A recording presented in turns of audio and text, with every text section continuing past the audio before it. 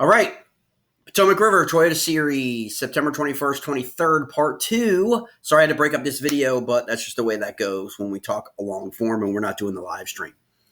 So in the Part 1, we really talked about the conditions, okay? 3 trifecta factors of what's happening with the tide, what's happening with the weather, and the grass, and everything that happens along with the salinity of the water and how that's going to impact the tournament. Now let's talk a little bit about patterns, okay? So let's go to satellite view here for the Potomac. See if I can open this up and we might be a little bit better. Perfect. All right. So what you're looking at here is you're looking at the middle river of the Potomac River. And right here is Mattawoman, Smallwood State Park. That's where the mates are going to be launching from for this event. Pretty much like they do for all MLF and Bass events these days. So that's Mattawoman Creek, okay? Now, everything, when people talk about south, they're talking about south of Mattawoman, okay? When they say people are fishing down south, okay? You're going to hear that. I'm not sure yet whether or not there's going to be a live stream, MLF Live for this event. Probably maybe Saturday. But that's what they mean. And you've got their creeks on the Virginia side. So you got Potomac Creek and Aquia Creek are probably the 2 most popular. And they get pounded, okay, all summer long. From spring to Labor Day, they get pounded, okay? You got significant grass, pads, and all that stuff, okay? And you've got grass all in here, and you've got a couple other spots that will fill a limit. I mean, for sure. But again, we're talking about getting to 12 pounds a day, okay, for this event. We had 2 15-pound days on September 16th, just this last weekend, okay, for the BFL Shenandoah Division 2-day Super.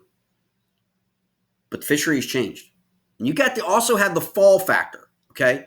You've got the overnights cooler than they were just a week ago. You've got the salinity of the salt coming into the fishery because of the excessive amounts of water being pushed from the ocean because of the storms, okay? And then also you've got, the normal factors, the actual tide table itself, and then the grass situation, okay? But what are some of the patterns that are going to be at play that are almost always at play on the Potomac River, okay? Independent of the tide, okay? Because you're going to hear that word a lot in the coverage, all right? Running the tide, okay? So the number one pattern, when I'm talking about pattern of confluence, okay? Grass versus hard cover, okay? Predominantly, Potomac River is known as a grass fishery. I think it's too much. I think it's kind of self-perpetuating because there are plenty of big fish and plenty of tournaments locally that have been one-off docks and hardcover and not grass. But there are a lot of grass anglers on the Bass Pro Tour and Toyota Series and Tacklewares Invitationals and Bass Elites, okay? There are a lot. There are also now a lot of Livescope guys. And you would not think of the tidal Potomac as a Livescope fishery, right? Historically. We're constantly thinking Livescope Texas, Livescope St. Lawrence, Champlain, places like that for smallies right now. That's what we hear so much about. But I can tell you this year, most of the guys I've talked to, some of their biggest fish have come off of Livescope in places they'd never caught largemouth before, okay? One of those places, I will tell you, based on my own experience in trying to learn Livescope and going out with people who have invested the thousands of dollars into Livescope and have invited me out, is just above, very simply, going out in the place. Like, look, I want to. Here's how the day goes. Okay, it's an educational thing. You want to go out and learn Livescope from someone who's got Livescope, who's been used Livescope for the last year or so, and they're willing to have you out, and you basically want ins and outs. So you're not going and fishing grass. You're not fishing the fishery like in a tournament mindset or any of that. You're going to have someone show you And so you just go out, right? Well, we went out right out of Marshall Hall. And right above Marshall Hall was a place called the Greenway Flats. Now, I would never think to fish. If I was fishing in a tournament, I wouldn't think to fish there. Like I would just blow right through there and head on up to DC and head on up to Pohick and head on up to, you know what I mean? Like head on over to Virginia, like whatever. You know, I would always go at Marshall Hall and then go down to my favorite spot. Okay. For those of you who don't know, I talk about it in my videos. My favorite spot, one of the first spots I always hit up is Pamunkey. I love it. If you're a snakehead guy, there's snakeheads in there.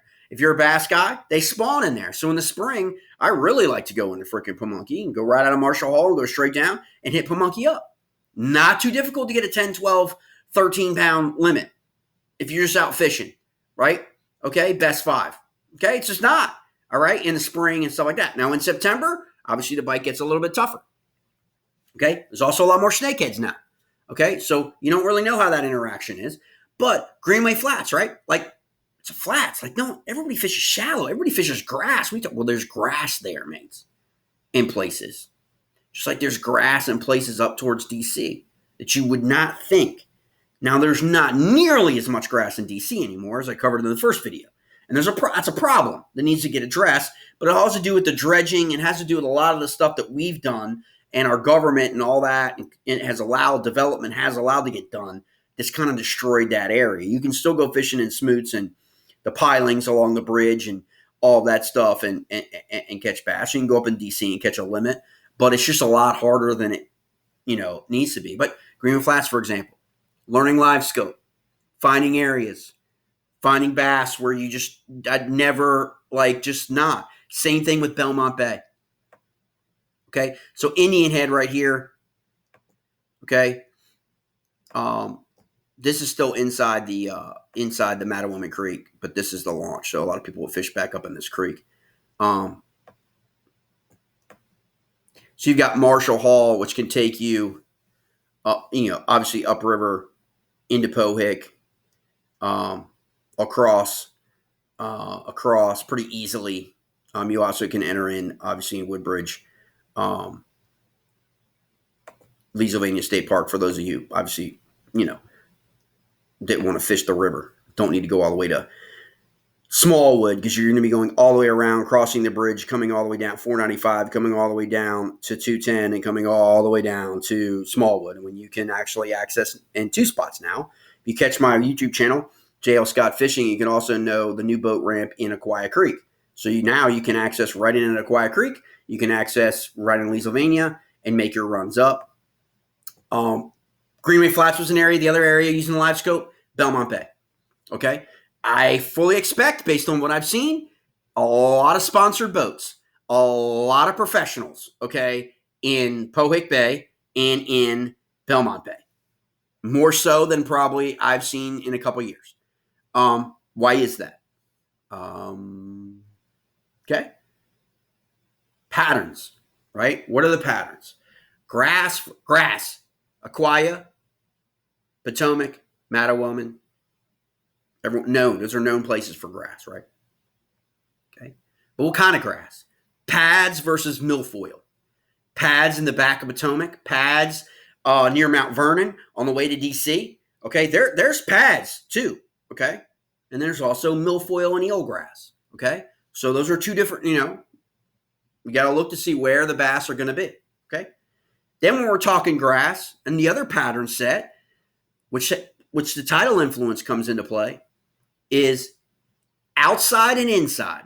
Outside grass lines versus inside grass lines. Now, the tide is actually going to be higher, meaning more water. We've seen this, more water with the tide because of what's happened out in the ocean, okay? So the time frame is going to be different. So high tide 2 weeks ago is going to be, would have been lower than high tide this week, okay? All right? And so you also the salinity. So obviously, the mindset from a science thing is, well, going further south out of Mattawoman Creek, the salinity factor is going to be higher than up in Pohick Bay and in Belmont Bay and in places like that. Okay? Why? Because it's further away. It's further away from the ocean, right? Being forced up the Potomac. So the further north you go, the less of the factor of salinity becomes. That's probably why you're seeing more boats up that way in anticipation of this being a factor. Okay. And then, of course, your fourth, creeks versus main. Okay. Creeks versus the main channel. I will tell you this, in the last 2 years, the channel bite has been a lot more prolific. Okay. You're going to catch bass in the creeks in the grass. It's not what I'm trying to say. But a lot more, because of Livescope, are venturing out into the channel now. You do get into cats, you do get into other species. The salinity factor can force other species, reds, up into the Potomac. They just don't belong there, but they're going to come up because of that. They just don't know any better. And so you want to factor that in. I'm still a big believer in September. The pilings. Okay, the Amtrak, the bridges that go over these creeks. Okay, usually in the mouth of the creeks, especially on the Virginia side, you don't find that on the Maryland side. I'm just a big believer in those areas, because they've always produced fish. When you need to go get a bite, right? When you need to go get a bite, and up in Belmont Bay, Mason Neck, and then going all the way up to upriver, up the Occoquan is always one of my favorite. Plenty of docks and plenty of those things to reach out to. Hold on one second. I'm going to check this out really quick.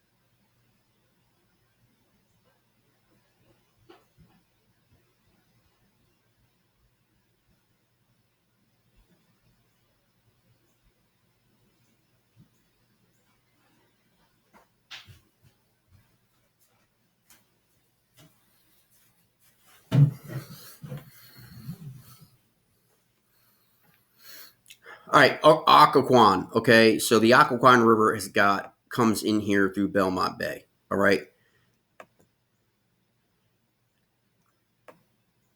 and a lot of people sleep on this area right here for years until Livescope. Okay, um, and I've seen more and more people talk to me about these areas now because more and more people are investing in Livescope technology. So that's why I believe, you know, from what we're hearing from the pro levels, this dependence, or I guess it's say um, reliability on Livescope being at the highest it's ever been, or the technology, that these areas are going to come into play more so than you would think. Obviously, you can run all the way up Belmont Hart Marina, all the way up in here. There's tons of docks, hard cover. Then you've got down on the other side. This is Mason Neck State Park over here. And then the refuge sides, and then up into Pohick Bay, which has a lot more, excuse me, a lot more grass development in the last 2 years. Okay. And so again, we just kind of, in some parts of the river, we're seeing grass being decimated, like up in the DC side, like we used to see down in Anjouboy. And then in other areas of the fishery, we're seeing massive amounts of eelgrass and newgrass and milfoil develop. And then further south on the river, downriver on the Virginia side, you're seeing pads. You're seeing a lot of other vegetation, aquatic vegetation, submerged aquatic vegetation, in development. So there's a real mix, okay, of grass. All right. And so you really get into that pattern of creek grass, okay, shallow grass back into the creeks, and then channel grass and mostly eel. But I mean, like, and finding those grass beds in what we call the channels, but they could be the main river areas like that. Again, here's Marshall Hall, what I was telling you about, and you've got the Mount Vernon side, but you've got pockets all along that a lot of times get missed by a lot of people because they're just so focused on the names of some of these areas that they've been conditioned to think that they have to fish. Now, obviously, a lot of tournaments, a lot of fish have been caught in Mattawoman. A lot of events over 3 days have been won. But usually someone has something else in their back pocket. Because whether or not you can pull 45 pounds of 3 15-pound days out of Mattawoman or not in September, it's not June, and it's not May, June. Okay, it's September. So, that is what is kind of like going to have to be this tug of war with patterns. Okay, so let's think about this for a second. We talked about 29.1 pounds just the other day, 2 15-pound days, one. I think it was on a blading vibrating jig. In 2022, Toyota came to the Potomac, and it was 52.13, and they came in June. Okay, on June 23rd. So that was 52 pounds. In 2021, they came in September. Okay, it was 45 pounds. And in 2020, they came in September. It was 40 pounds. So metrics, look at other events going all the way back with FLW in terms of the anglers that fish this particular series, although there are a lot of new guys that never ever fished FLW. You're probably looking at 42 pounds over 3 days. Historically, if you take the average, okay? But then those Septembers didn't have what we have happening now with this trifecta of events happening. So it's going to be very, very interesting. I think people like a Brian Schmidt, who are very, very familiar with the Potomac fishery from Maryland, fished this fishery, ridiculous amount of times. That kind of mindset, I think, in knowledge is going to come into play here. For people who have never fished it before at all, are already starting with this, question, because the reality of it is this fishery can fish whatever your strength is. It's not a lake, okay? It can fish whatever your strength is. Now, if you're a forward-facing sonar guy, you got options. If you're a flipping shallow grass, you got options, okay? If you're a drop shot king and you want to go up in DC and drop shot and smoot, throw the Carolina rig and smoots and spoils, or if you want to play dock pilings, riprap, all that, bridges, that comes into play. This fishery has it all, okay?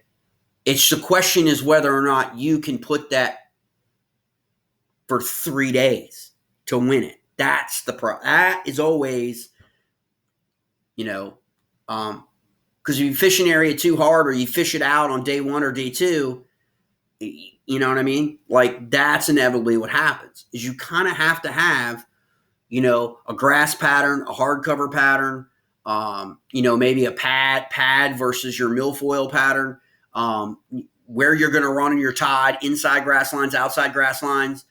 If you're staying in a specific spot and you're going to hover on that spot, you're not going to be running tides, and you're not going to be running the river. You're going to change from inside to outside of that particular grass that you're aligning to, right? As the water comes up or down.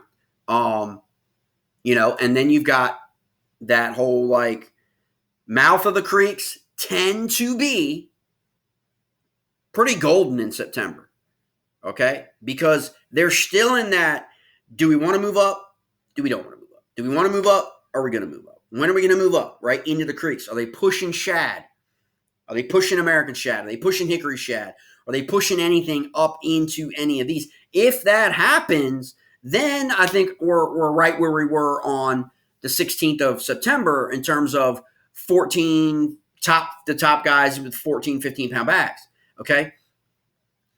If that doesn't happen because of the salinity and because of what's happening with the trifecta of the weather and the tide and just the fact that it's September and the cooler nights and all of that and the lower temperatures, then we're looking probably at 41, 42. And making the cut, you'd probably need 12 pounds a day, I would think. And so that's just kind of interesting.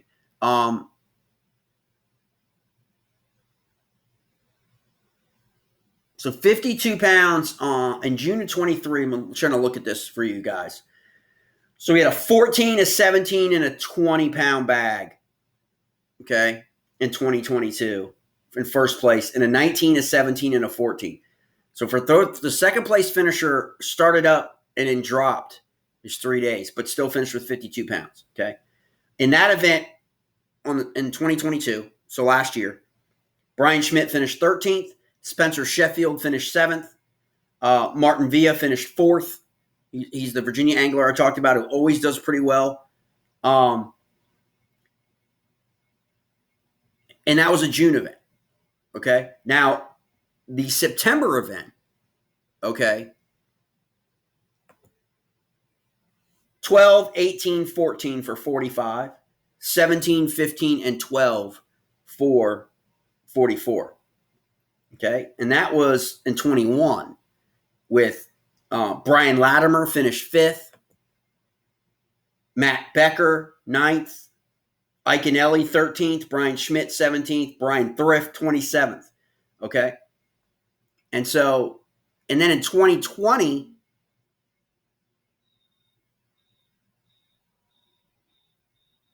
thirteens across the board. Okay, so that gives you an idea of both those. The last two I talked about were in September. It kind of gives you that ballpark idea of what they're really looking at in terms of historically in September what this fishery produces, independent of the elements that they're facing this week. Okay, with what's happened with the weather and what's happened with the rain coming probably Friday night, Saturday. So the Saturday is probably going to be the least I guess they would probably be very opportunistic, cloudy, changing of the bait selection by Saturday as opposed to Thursday. Thursday is going to be, I think people will be able to play to their strengths because the weather's going to be in the 70s. It's not going to be rainy. I don't think it's going to be, hasn't really been cloudy. But the problem is a lot of the river is stained. It is muddied. It is muddied up, and which is odd because with all that grass, it usually filters everything out. But because of these events that we've had, that's the situation that the Potomac is in right now, and that these anglers on the Toyota Series are going to be facing in terms of these patterns that they've got to dissect and dial in for 3 days. Okay, mates? So that's your update. That's just the update for the Toyota Series. You can reach out to me if you plan on coming on any of the days. I should be at the weigh-ins later this week. And it's going to be a really, really interesting event. Again, they are not going to be back next year. They're going to the James River next year in the Northern Division of the Toyota Series. So they won't be back next year. So, get out there and, support the Toyota Series, support the younger anglers, work on the way up. That's what we're going to do. That's what we want to do in 2024. Let the big boys cover the big boys. Big media companies cover that and all that stuff. They don't need any help. Those anglers don't need any promotion. Those anglers don't, or they're known anglers, right? We want to really, really begin to introduce a lot of the local and regional and the future Bass Pro Tour anglers or elite anglers from the Bass Opens, and support them in their journey. Because we probably have a lot more in common with them than we do the actual people of the Bass Pro Tour and Bassmaster Elite Series these days. Most of those guys have jobs most of those guys, working their way up. They're in college, they're coming out. They're bipolar like most of us in terms of jobs, careers, families, and fishing on, trying to live the dream at this point until they can actually live the dream full time. So everybody, it's great. Please like and subscribe to the channel. Always reach me out on Facebook, JL Scott Fishing and Eats. If you have any questions, just do me a favor, get